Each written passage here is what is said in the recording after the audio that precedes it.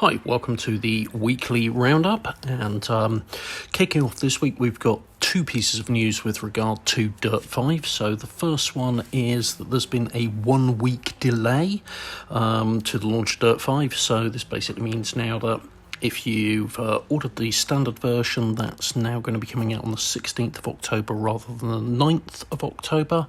And if you're going for the amplified version, that's now going to be out on the 13th of October rather than the 6th of October. Other bit of news around DPi-V is they've unveiled some of the soundtrack, big track list for it, and also provided a playlist up on Spotify, and it's actually pretty good in my opinion. Well, a lot of it meets my musical taste anyway, so I'm going to pop the link for all of that down in the comments section below.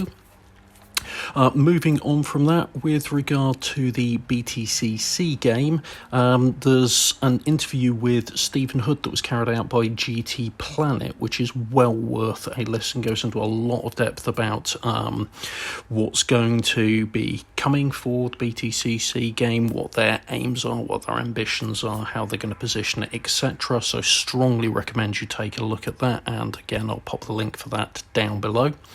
F1 2020 had the 1.07 patch note land, first of all on PCs, then consoles a couple of days later.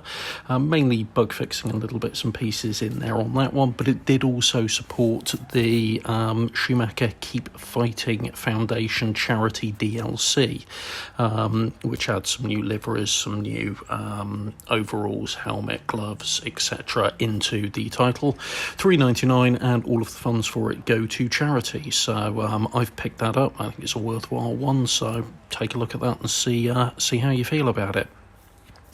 Codemasters seem to be on a bit of a roll this week as well, because Grid got update 3.05, which was mainly bug fixes, but apparently does have some new liveries coming in it as well. I think 5 was mentioned in that, so again I'll post a link to that down below.